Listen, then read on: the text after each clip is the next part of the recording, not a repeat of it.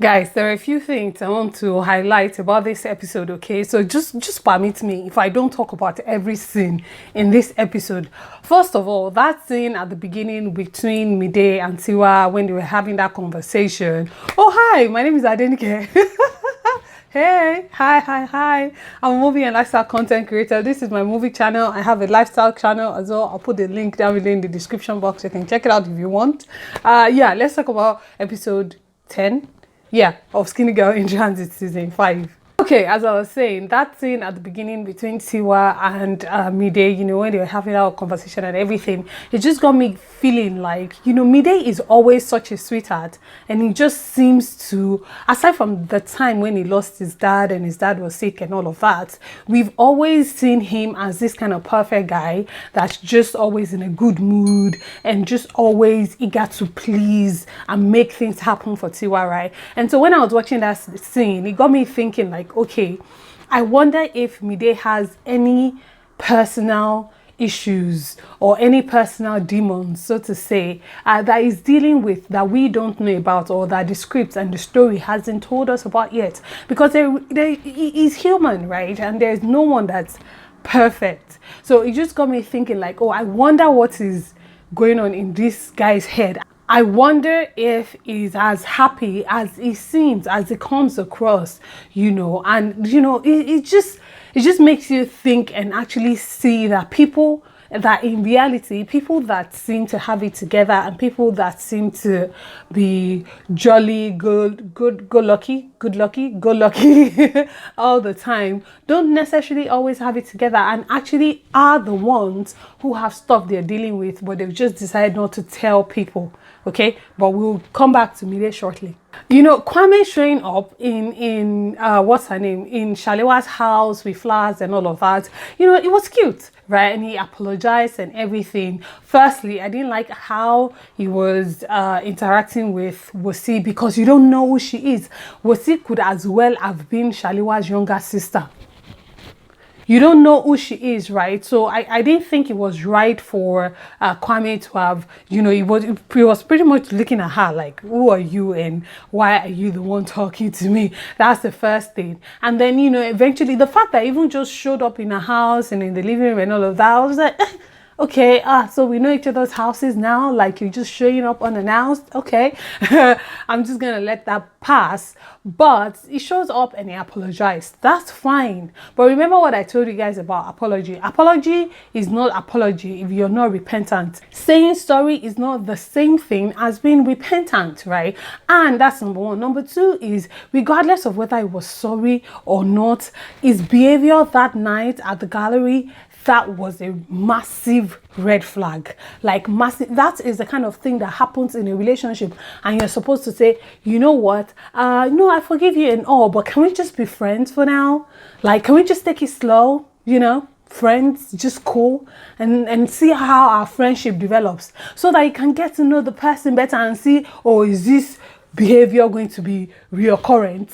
Is this something that is a part of you? Is it a habit? How are you going to treat other people that you're not even in a relationship with? Like, accept the apology, but don't get back into a relationship with that kind of person. That was what I was thinking when Kwame was presenting the flowers and his apology, and he was trying to make sense of it. Because really, in actual fact, right, even if he had every reason to be slightly annoyed or pissed or upset at Shalewa, nothing can justify his behavior towards her that night. And his behavior towards her that night, just because of that slight situation, it was a massive turn off for me. All right, let us talk about Didi's decision to go back to Aditi, and I think that's okay too. You know, last week I told you guys that I appreciated and I could understand her reservations and all of that as regards dating or being with someone that has kids. Now she has had time to think about it, and she's decided, you know what, I think I like this person enough to give it a shot. And I think that is absolutely fine as well. Like I said last week, this is a matter of choice. This is a matter of, oh, is this what I want? Is this something I'm able to try? Is this something I'm able to accommodate? Is this a situation I'm able to put myself into? Because by the time you have to think of yourself first, right? When making that kind of decision, because when you put yourself in that kind of situation, it's not going to be about just you or just him anymore, or just her anymore. It's going to be about a collective, right? So you can't enter that kind of relationship and be saying me when kids have soccer practice and their father is supposed to be there, and you're like, oh, that is when I want to go on a date. Do you get? You can't do that anymore. So you would have to. Yeah, so what I'm saying is, it was good that Didi took some time to think about it, reflect on it, and it's okay that she decided, you know what, I want to try. And I like that Editi still gave her audience, allowed her to apologize, and I liked the words that Didi used, because those were the exact words in my head when she said, let them try again, because at the end of the day, it still might not work.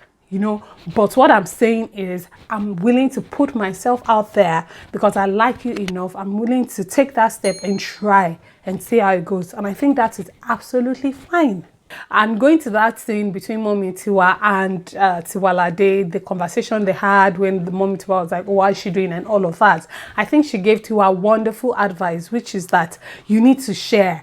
And I think that's one of the most amazing things about being married, is because you have someone to share that burden with. You know, you're living life with someone. It's not just about you anymore. So what you would have carried on your own shoulders by yourself, it's one of the beautiful things that I love about being married, is that I have a companion. I have someone that is helping me carry this burden just as much as I'm carrying half of his for him as well, you know. So I think it's just a beautiful advice that Mama Tiwa gave her, to share and to let Mide in, and just to know that she's not on a journey by herself.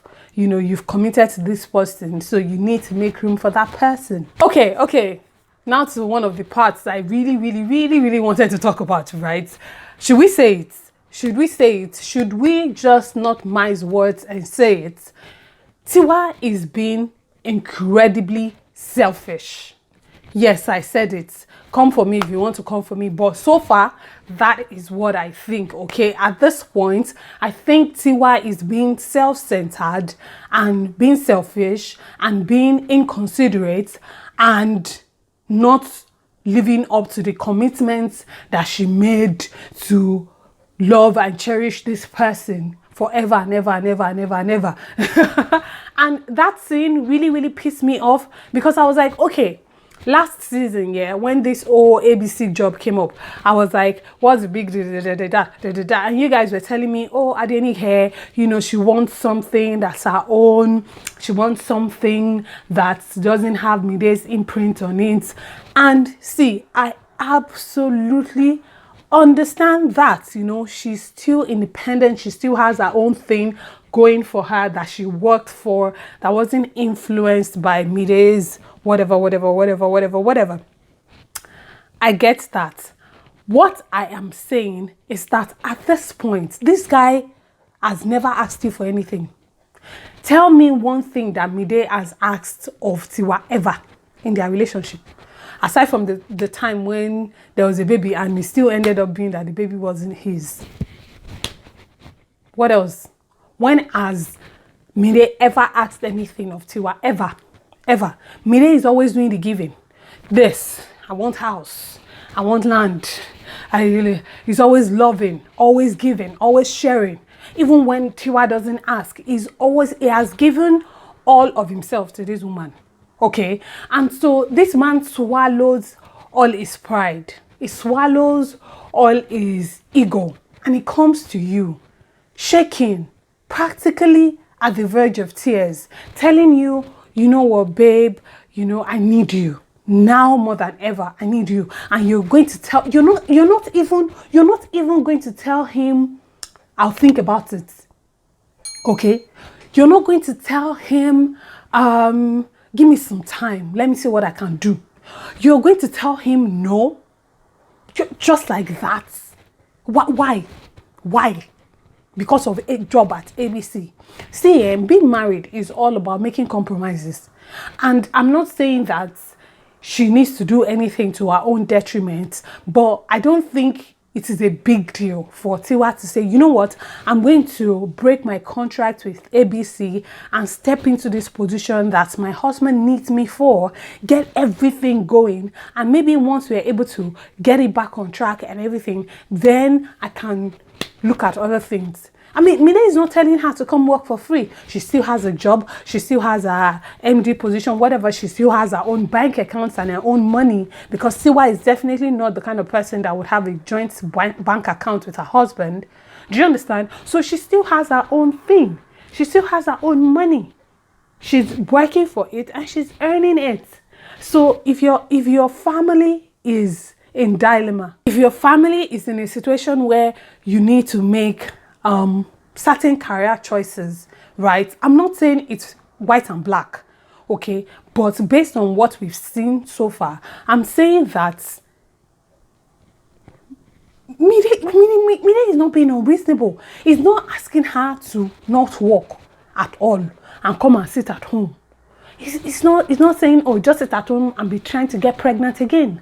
Do you get? So and I'm so agitated by this, because I was just like, we've been accommodating Tiwa and her excesses because this and that. But it gets to a point and you're just like, no, you are wrong. Okay?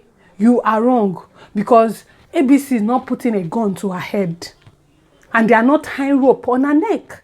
She can as well say, oh, you know, I'm going to, Mide has never asked me for anything. It must be very important for him to be saying this, you know. So it's, yo, Farida pulled a 360 on us. I was like, what?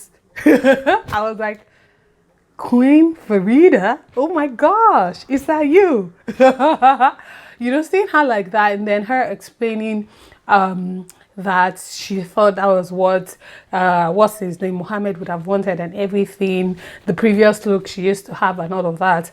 And it just, you know, it shows you that really you don't just be yourself. Don't pretend to be what you're not to win a guy, because it won't work. You know, it will catch up with you at some point. So I mean, it's good that she's going back to herself, and as at that point, yeah, in that scene at the bar or whatever between Mohammed and Farida, I was actually like, it's okay.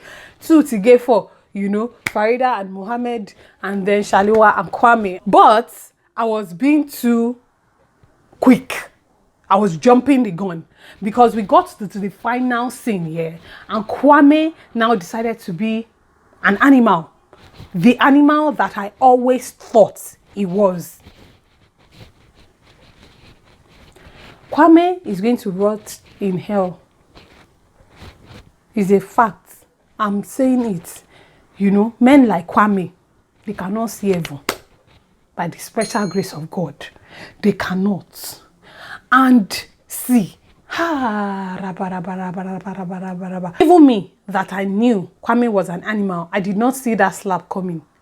Like, it caught me off guard. Like, I was holding my chest. Like, what? What? How? That guy,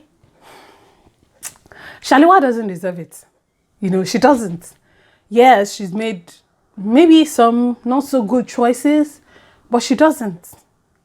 And I'm hoping that she will probably go home, tell her mother, and arrange some boys to just beat up Kwame, or maybe tell, no, just not even tell her mother, go and tell Mide, and let Mide just handle some, and let Mide just get some boys to handle him, to beat some senses into him. I told you that guy was mad. It was bad news, you know. When it seems too good to be true, it most probably is. I was so pissed off. Shalewa doesn't deserve it. Kwame can go to hell for all I care. And if she takes him back again after this, I would know that even Shalewa herself, they are calling her name in the village. There's someone that is sitting under a banana tree calling her name in the village. What do you guys think about this episode? Like, I know I got heated up at a few points, but especially that last scene. Like, I can't even believe I'm calm now. When I finished watching that scene, oh, I was so pissed. I was so pissed. Anyway, what do you guys think of the episode? Let's talk about it, you know. Let's have the conversation down below in the comment section. Subscribe to the channel if you aren't. Check out my lifestyle channel if you want. Link to that is down below in the description box. Thank you so much for watching. I love you guys. Remain in God and God bless you. Mwah. See you again very, very soon. Bye.